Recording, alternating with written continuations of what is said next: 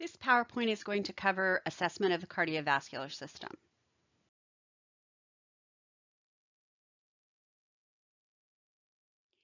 This is a slide that just lists a lot of different things that you would talk about in health history and what significance they have in terms of the cardiovascular system.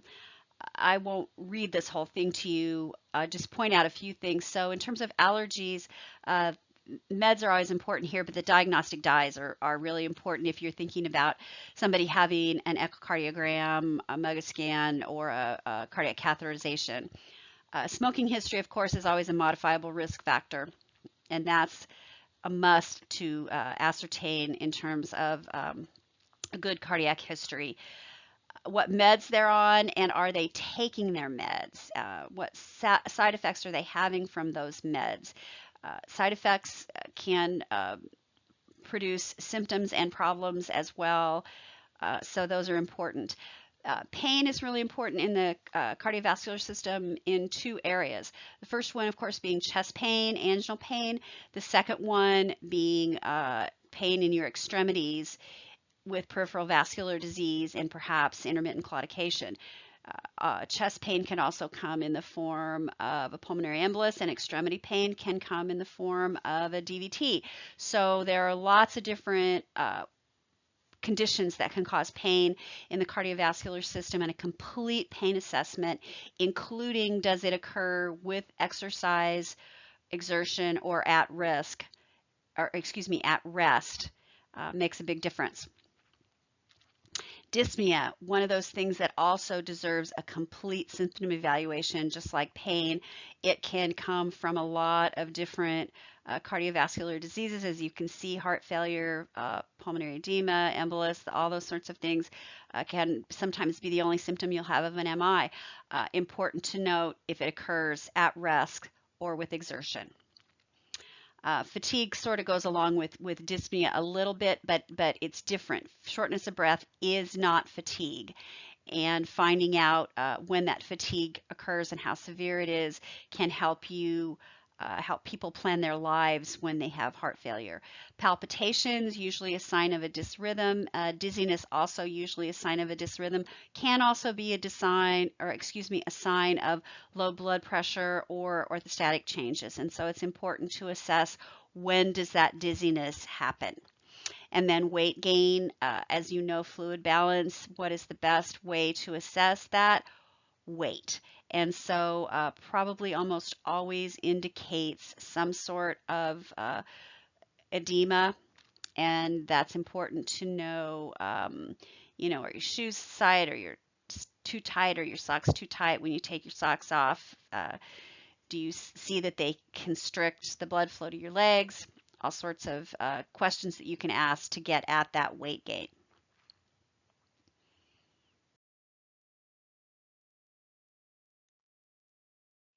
Vital signs are important in any assessment, but here they're just a given. Heart rhythm is something that we think about in terms of dysrhythm. Is it regular? Is it irregular? Is it regularly irregular or irregularly irregular? Makes a big difference. So really listen hard and try to determine that pattern. Edema can be present in heart failure, as can jugular venous dissension. Of course, those are from fluid overloads. Really careful listening to breath sounds. I'm not going to worry too much about talking about heart sounds. Murmurs and extra sounds are important, but that's not necessarily something that you can do a whole lot about. But boy, you can sure listen to those breath sounds and figure out when they're having some fluid overload issues with heart failure. Coughing can occur with heart failure, and so when the cough happens and what does the sputum look like, really important in differentiating a pulmonary or a cardiac cause, because very few of these people only have one thing going on. They quite often have multiple chronic illnesses. Paresthesias, important because diminished oxygen to your tissue and peripheral arterial disease can cause people to have numbness and tingling, and along with that, level of consciousness change or their cognition, because hypoxemia can change levels of consciousness or give you problems with your cognition. This isn't something that you will ask someone, of course, something that you can observe, or you can ask family members if they've observed.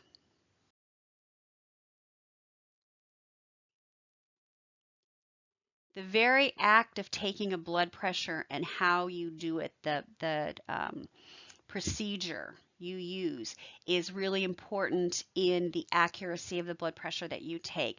There are many different sizes of cuffs, and I will refer you back to your foundations and your physical assessment class to go back and review that, but cuff size definitely matters, and you can use a leg cuff if you need to in order to get the right cuff size. It's important when you are evaluating someone, particularly if you're thinking about an aneurysm, to use both arms for comparison. And also think about the fact that exercise, caffeine, smoking, and also stress can affect readings. So having somebody walk into the doctor's office, sit down, and take a blood pressure immediately might not give you the best reading or the most accurate reading of a resting blood pressure. You might want to actually let them rest for a little bit before you take it. They need to be seated quietly, both feet on the floor, watch those crossed legs, and have the arm and heart level. And you want to make sure that the bladder encircles 80% of the extremity. That's why cuff size is so important, because you have to compress the entire extremity.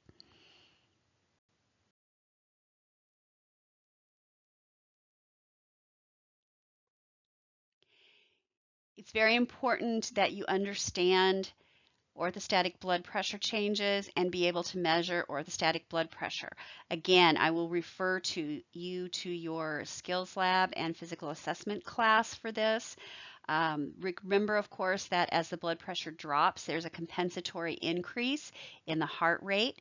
And so if you've got a blood pressure change of greater than 15 systolic, or an increase greater than 10 diastolic, or an increased heart rate greater than 20, that is positive for orthostatic blood pressure changes. And it's important to know that, because there are things you can do to prevent falls.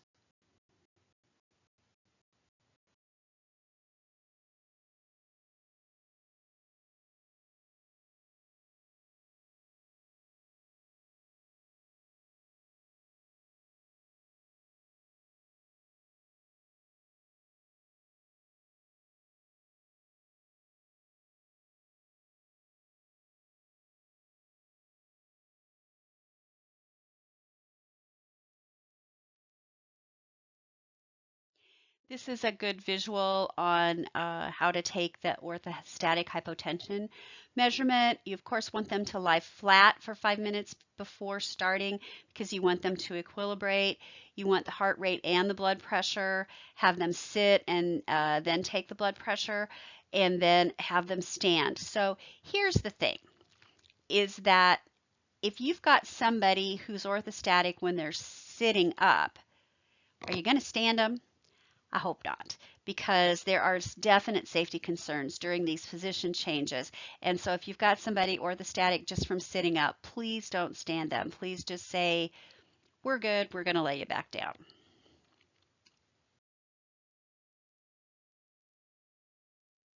So a word about pulses.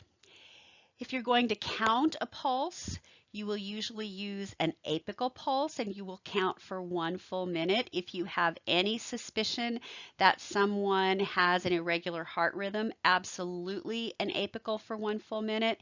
If you're giving a drug that requires you to take a heart rate before you give the drug, apical for 1 full minute. If you're taking a radial pulse and you feel them maybe skipping some beats, or you're having trouble feeling it, apical. You can then move to the radial pulse, and you get what they call a pulse deficit apical radial. So that's when you're hearing a heartbeat on the apical, but you're not feeling it perfuse on the radial. And that, of course, has something to do most likely with the dysrhythmia. So then let's talk about arterial pulses. So you're not going to count an arterial pulse. You're going to look at them for Are they present? And how strong are they? And the radial pulse sort of falls into this category too. So you can count the radial pulse, but then you're also looking to it for presence and quality. So you're looking at the volume and the pressure quality. Is it 1 plus, really hard to feel? Is it a 4 plus, bounding?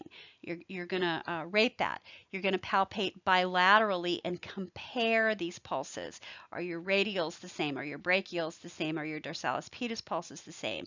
Start with the most distal pulse. So if you've got radial pulses that are strong and equal, do you really need to feel the brachial pulse? I don't think so. If you've got pedal pulses that are strong and equal, do you need to dig for the popliteal pulse? I don't think so. If you cannot find a pulse, get a Doppler. Quite often, if it's difficult to feel because of the size of the extremity, because of weight or edema or an injury, a Doppler will help you out with that.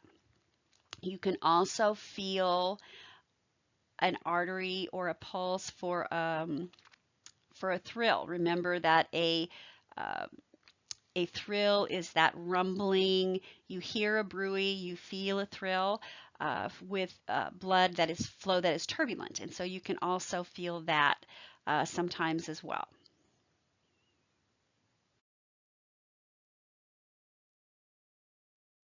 Respirations are just as important in the cardiovascular system as the heart rate and the blood pressure. Remember, there are 3 components to oxygen delivery to the tissues. The intake of oxygen through the respiratory system is one big component here. So you want to look at the quality and the effort. Are they struggling to breathe? Are they breathing easily, evenly, labored, unlabored? What do their breath sounds sound like?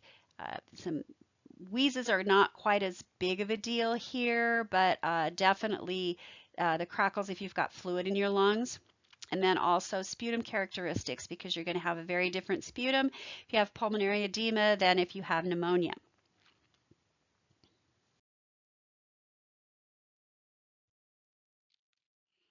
So the skin is an integral part of your physical examination for the cardiovascular system. The color, do you see pale skin? Is there pallor, cyanosis, or blue skin? Rubor, is there really ruddy redness, especially in the lower extremities when they are dependent? Is there a brown discoloration on the lower extremities that can point to peripheral venous disease? Are they shiny? That can be arterial disease. Hair distribution. You will not have any hair in somebody's legs that has peripheral arterial disease. Capillary refill can tell you a whole lot about perfusion, as can nails. If your nails are very thick, that can talk or tell you about peripheral arterial disease. Venous characteristics. Oh, back to nails. You can also have clubbing. And that can tell you about years of histories of hypoxemia, and then also those thin, brittle nails that you get from anemia. So back to venous characteristics then. Do you have varicose veins? Are they tortuous veins that don't have valves in them? Are you seeing any ulcers anywhere? Up at the top there, you're seeing some arterial ulcers on somebody's toes. Edema. Is the edema present in one extremity, both extremities? Is it dependent? Is it there all the time? If they're laying flat and they're a man, do they have scrotal edema? Also, jugular venous distension, that's that bottom picture there. Those are some really distended jugular veins. Are they only distended flat, or do they remain distended if you elevate the head to 45 degrees? If so, that's a sign of fluid overload.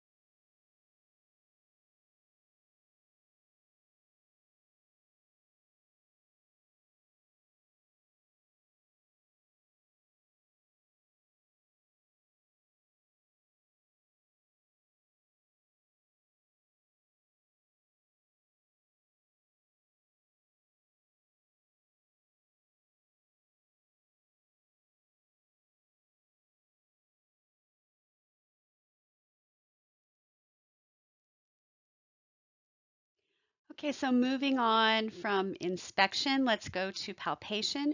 You're looking at the PMI, point of maximal impulse.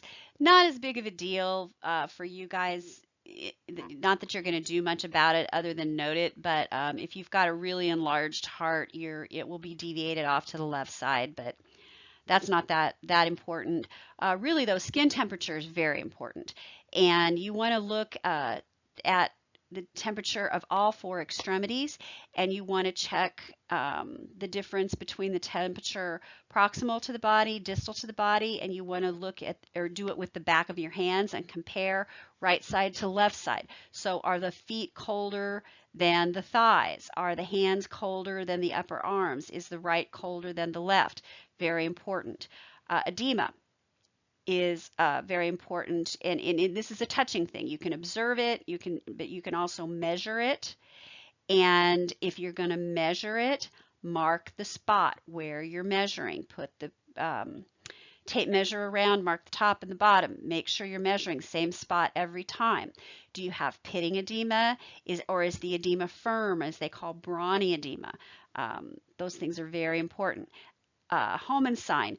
You know, this gets a lot of lip service, but it's really only about 50% accurate. So if you've got a definitive diagnosis of DVT, do not do this, because you're just increasing the chances that you're going to dislodge one of those clots or a piece of the clot. And so I'm not saying, you know, you don't do it as just a general assessment, but if you know you've got a DVT, don't. And honestly, it's only accurate 50% of the time anyway, and there are other more accurate signs and symptoms of a DVT that need to be assessed for.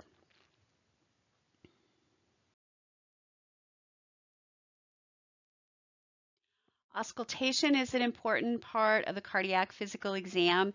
Recall your normal heart sounds are S1 and S2, which are the closing of the heart valves. And so when you have changes in heart sounds, it likely has something to do with those heart valves, either the pressure that affects how they're closing or the flow through them. There are 5 areas that you listen, both with the diaphragm and the bell. You have extra sounds. You can get an S3 or an S4. An S3, just for your information, not that you'll ever be able to distinguish this. This is a cardiologist's job, not your job. But for the sake of argument, S3, you get in heart failure and volume overload. Also, sometimes with mitral valve regurg, it's when there's a lot of fluid there. And then S4, hypertension, pulmonary stenosis. What you would be more likely to hear would be a murmur. Murmur is turbulent blood flow through the valves, and it either comes from a narrow opening from a stenosis or from incomplete closure from backflow. And so that's that whooshing sound that you'll hear. Much more likely to hear that than to hear a gallop. You can also sometimes hear a pericardial friction rub. That's similar to a pleural friction rub. Remember, you have those 2 pericardial layers with the fluid in between, and if there's any inflammation in between there, there will not be they will not glide as smoothly. They will catch. There will be friction, and you will hear that rub. And it's kind of a grating sound similar to a pleural friction rub. And so this diagram looks at the 5 areas: aortic, pulmonic. It doesn't say herbs, but you know that's in the middle of pulmonic and tricuspid. And then you've got tricuspid and mitral. So I will refer you back to physical assessment and Jarvis if you have any questions about that.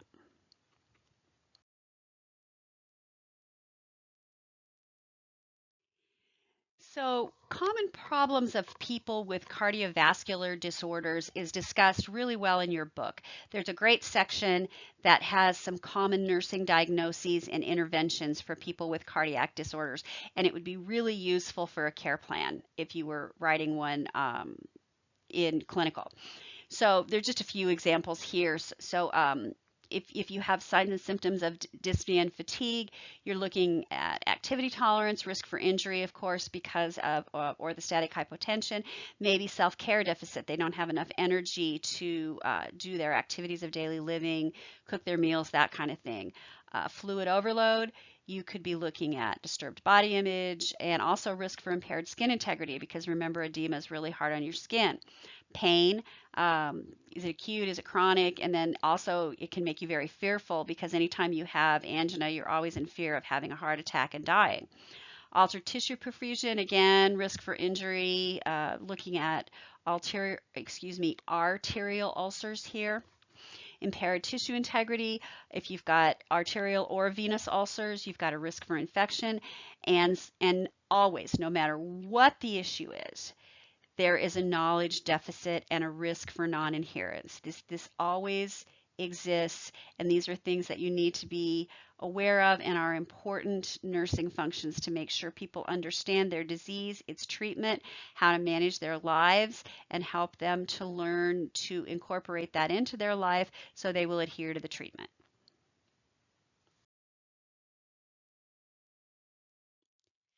So I'll end with a short case study here. A 78-year-old woman has a baseline weight of 162 pounds. She's admitted to the hospital with dyspnea.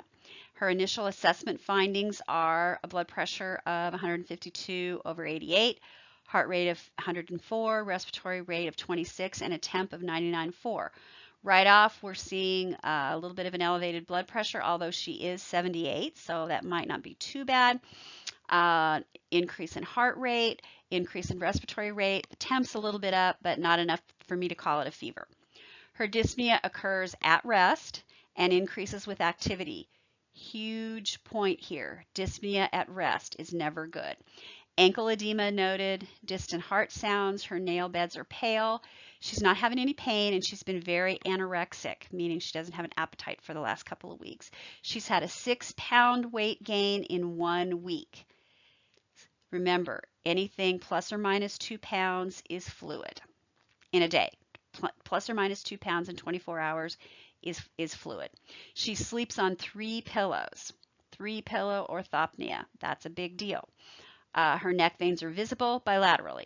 So she's diagnosed with an MI and with heart failure. Got some fluid overload going here.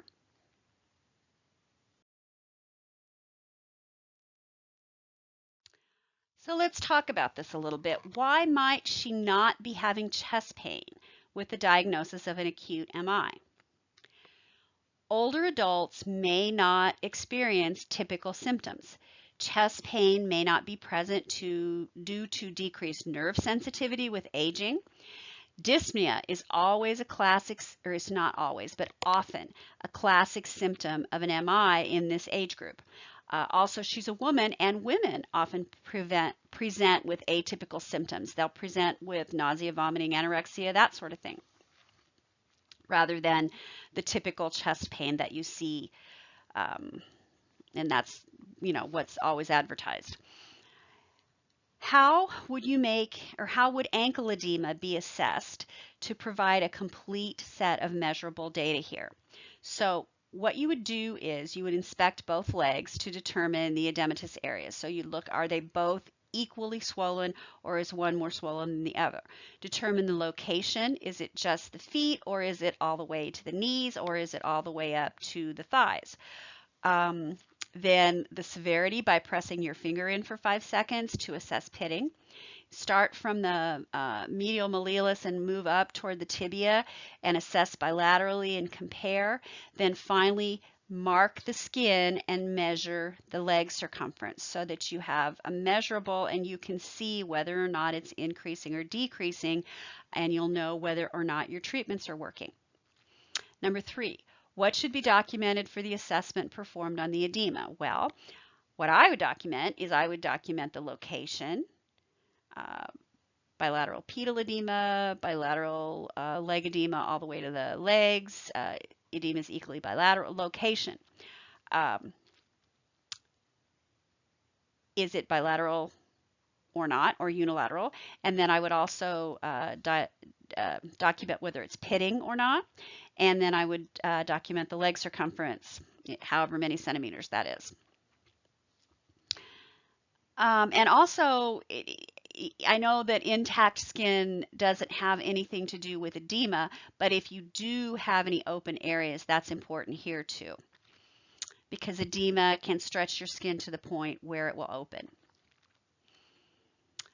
So number 4, how should assessment for the additional findings be documented? Well, definitely document that she has dyspnea at rest and that this dyspnea increases with exertions. Her heart sounds were clear and distant. Nail beds were pale. She was pain-free. Poor appetite for 2 weeks. She's had a 6-pound weight gain over the last week. She has 3-pillow orthopnea and bilateral jugular venous distension, or JVD. So her weight in kilograms, so if you've got 162 divided by 2.2 pounds per kilos, that's 73.6 kilos. And then who do you think's going to be collaborating on the care for this woman? And I would say this lady is going to be seeing a lot of nurses. She's going to be cared for by a pharmacist as they figure out the best way to control her heart failure with medications. Respiratory therapy is going to be seeing her, given that she has dyspnea at rest. She's going to need some oxygen therapy. A dietitian, because she's probably going to be looking at a low sodium diet at the very least, perhaps even a fluid restriction. A social worker, if she's got dyspnea at rest, she cannot take care of herself, and so you're going to be doing some care coordination there, and so a case manager may well be involved as well.